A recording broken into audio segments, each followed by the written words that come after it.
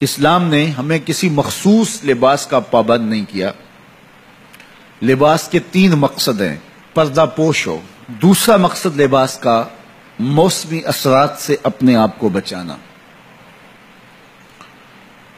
اور وہ گرمی سردی مختلف علاقوں اور ان کے موسمی حالات کے مطابق میں مختلف علاقوں کے لوگ اپنا لباس اختیار کریں گے۔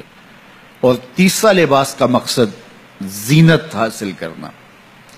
موسمی اثرات سے بچنے کے لیے ستر عورت کے لیے لباس پہنا جاتا ہے، تو اس لباس کو زینت سے بھی مزین کر لیا جائے تو کوئی حرج نہیں ہے۔ خوبصورت لباس ہو اور آپ کے جسم کی ساخت اور ڈیل ڈول کے مطابق ہو اور آپ کے علاقے اور کلچر کے مطابق ہو، اس میں کوئی حرج نہیں ہے۔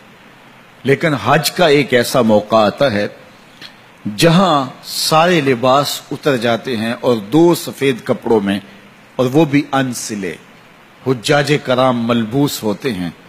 لباس بھی ایک، لبوں پہ تلبیہ اور صدائے دل نواز بھی ایک، لبیک اللہم لبیک لبیک لا شریک لک لبیک ان الحمد والنعمت لک والملک لا شریک لک۔ ایک ہی صدائے دل نواز اور ایک ہی لباس اور ایک ہی طرح کے مناسک سارے ادا کر رہے ہوتے ہیں۔ امیر ہو، غریب ہو، گورا ہو، کالا ہو، ایک ہی آواز اور ایک ہی صدائے دل نواز اور ایک ہی لباس اور ایک ہی رب کے بندے ہو کے فرزندان توحید جس انداز سے اپنے رب کے حضور حاضر ہوتے ہیں، تو یہ انسانی مساوات کا ایک بہترین عملی نمونہ ہوتا ہے۔ حج عالم اسلام کا سالانہ عالمی اجتماع ہے۔ ہمیں اللہ نے اہل اسلام کو یہ نظم دیا ہے کہ محلے کی سطح پر 5 گانا نماز کا اجتماع ہے۔ ہم محلے کی مسجد میں روزانہ 5 اوقات میں جمع ہوتے ہیں، ایک دوسرے کے دکھ سکھ معلوم ہوتے ہیں۔ کوئی نمازی مس ہو تو ہمیں تشویش ہوتی ہے کہ وہ خیر سے تو ہے، کیا مسئلہ ہے۔ تو ایک اچھی معاشرت کی تشکیل کے لیے مسجد ایک بنیادی یونٹ ہے۔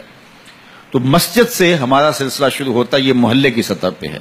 علاقے کی سطح پہ جمعۃ المبارک کا اجتماع ہے۔ پورے علاقے سے لوگ ایک مرکز میں جمع ہوتے ہیں اور وہاں مسائل دینیہ سنتے ہیں، ایک دوسرے سے آگاہ ہوتے ہیں، مختلف علاقوں کے لوگ وہاں ایک دوسرے سے ملاقات کرتے ہیں۔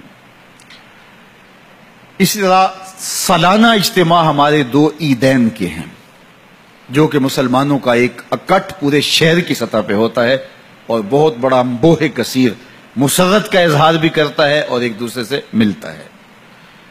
اور ہمارا عالمی اجتماع حج ہے۔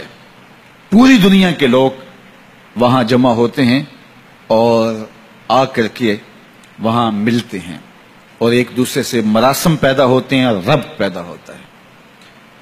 یہاں 5 گانا نماز میں ہم ایک دوسرے سے تعارف بھی کرتے ہیں اور اللہ کی بندگی اجتماعی طور پہ بجا لاتے ہیں۔ اسی طرح جمعۃ المبارک کے موقع پر اجتماع کا سائز بڑا ہو گیا تو ساتھ خطبہ بھی شامل کر دیا۔ 4 رکعتوں کی بجائے 2 رکعتیں کر دی گئیں۔ ظہر کی 4 رکعتیں ہوتی ہیں فرض، اب رکعتیں 2 کم کر دی گئیں، کوئی بات نہیں ہے، اس کی جگہ خطبہ شامل کر دیا گیا۔ چونکہ لوگ پورے علاقے سے جمع ہوں گے، ان کو کوئی میسج دینا ہے، لہٰذا 4 رکعتی فرض نماز کو مختصر کر کے 2 رکعت کر دیا گیا اور 2 رکعت کی جگہ پہ خطبہ جمعہ رکھ دیا گیا تاکہ لوگوں کو آگہی ہو، لوگوں کو شعور ملے، لوگوں کو علم کا نور نصیب ہو۔ یہ اسلام کا دیا ہوا نظم ہے۔ پھر عیدین کا موقع ہے، یہ ہمارا شہر کی سطح پہ بڑا اجتماع ہوتا ہے اور اس میں بھی خطبہ رکھا گیا تاکہ آگہی ہو اور خطیب جو ہے وہ پورے سال کا لاہ عمل لوگوں کو دے۔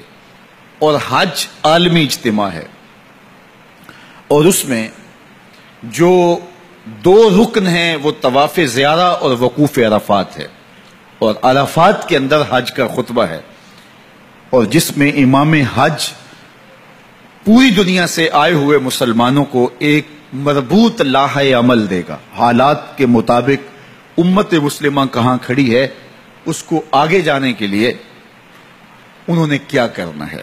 تو یہ حج کے من جملہ مقاصد میں تھا۔ حج کا ایک مقصد ہمیں ہمارے ماضی سے جوڑنا ہے۔